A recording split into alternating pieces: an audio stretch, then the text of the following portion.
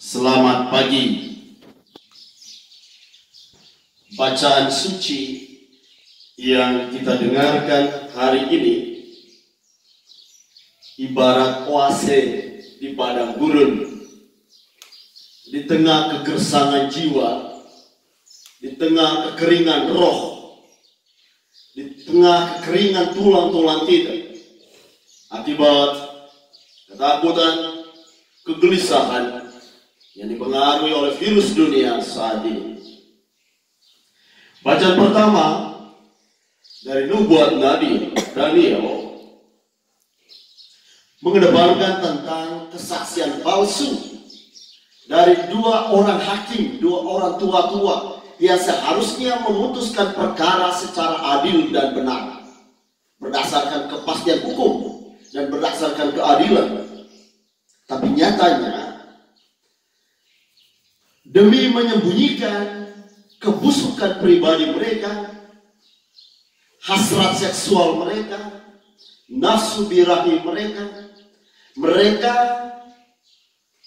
memberikan kesaksian palsu dengan tuduhan palsu, hujatan, kebohongan kepada seorang gadis yang bernama Susan. Mereka mengarang cerita seolah-olah Susan berbuat serong dengan seorang pemuda lain. Padahal nyatanya mereka berdualah yang menginginkan itu. Namun Susan menolaknya. Alhasil akibatnya mereka memberikan kesaksian palsu di hadapan pengadilan, itu pun tanpa pemeriksaan. Dalam situasi yang serba complicated seperti itu, Tuhan Allah Sang Maha Bijaksana, Tuhan Allah Sang Hikmat memberikan hikmatnya, rohnya kepada seorang pemuda, yakni Daniel. Daniel mendapatkan hikmat dan pengertian dari Tuhan sendiri untuk menyelesaikan persoalan itu dengan hikmat yang berasal dari Tuhan sendiri. Dengan hikmat itu, Daniel melakukan pemeriksaan yang teliti dan tepat kepada dua orang tua-tua tadi. Pada mulanya ketika mereka memberi kesaksian palsu, sama-sama berteriak, perempuan itu melakukan perzinahan dengan pemuda itu. Tapi Daniel dengan hikmat dan kecerdasannya memisahkan keduanya, lalu mengajukan pertanyaan yang sama.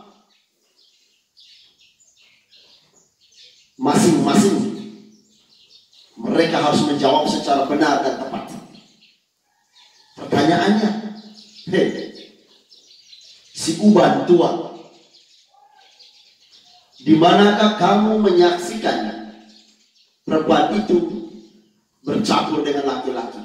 Yang satu mengatakan di pohon A, yang satu mengatakan di pohon B. Ternyata mereka dua Abu Nawas tingkat tinggi, Abu Nawas, tipu besar. Maka kemudian yang tadinya Susana siap untuk dihukum mati diselamatkan. Mereka dua penggantinya, mereka yang dihukum mati kena Abu Nawas tadi. Itu hal pertama. Hal kedua yang patut kita renungkan hari ini, bacaan Injil. Konteksnya hampir sama. Ada seorang perempuan, kali ini memang benar berzina. Seorang perempuan yang kedapatan sedang berbuat zina, tertangkap tangan. Bahasa hukumnya bukan tertangkap basah. Kalau bahasa hukum namanya tertangkap tangan sedang berbuat zina. Tapi yang aneh bin ajaib adalah yang dibawa kepada Yesus hanya si perempuannya, tapi laki-lakinya bisa jadi satu di antara mereka. Tuh Henry, satu di antara mereka yang dibawa kepada Yesus. Lalu mereka menempatkan perempuan itu di depan Yesus, menyuruh Yesus untuk menghukumnya. Karena ada hukum Taurat, dari hukum Musa yang mengajarkan itu. Bila didapati perempuan yang berbuat zina, kita punya hak untuk melemparinya, menghukuminya, merajamnya dengan batu. Tapi menarik di situ, saudara-saudara. Ketika perempuan itu dibawa ke hadapan Yesus, Yesus malah mengajukan pertanyaan kepada mereka. Siapakah di antara kalian yang tidak berdosa? Yang merasa diri tidak berdosa, merasa diri suci, silakan orang pertama yang melemparkan batu kepada perempuan itu. Lalu Yesus menunduk menulis di tanah dengan tangannya.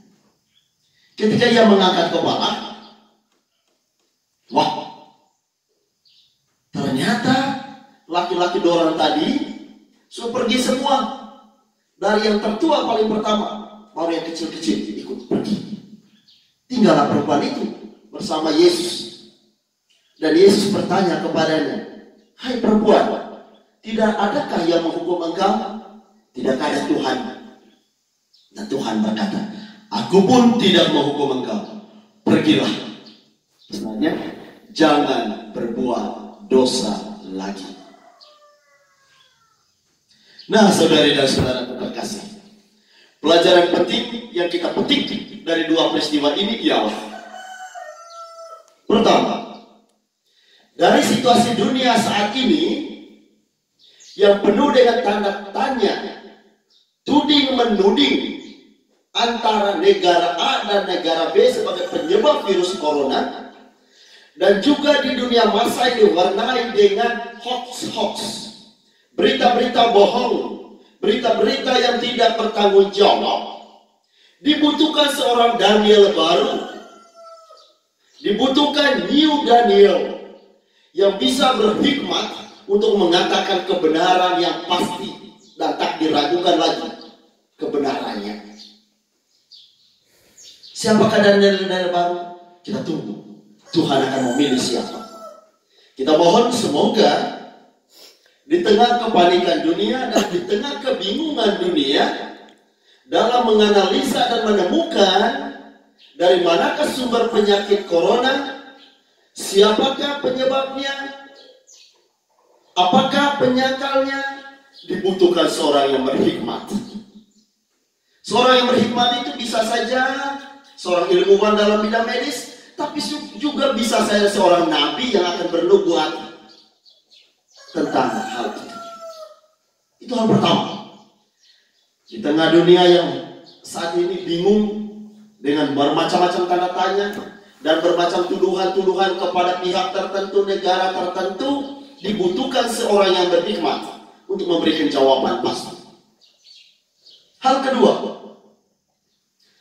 di tengah dunia saat ini yang diwarnai dengan yang satu rasa benar dan menuding yang lain salah, yang satu menganggap diri paling beriman dan yang lain kurang beriman, dan seolah-olah punya hak untuk menghakimi dan menghukum yang tidak benar, menghakimi dan menghukum yang tidak beriman dengan kata-kata makian dan lain sebagainya yang mewarnai media sosial saat ini. Dibutuhkan seorang pribadi seperti Yesus.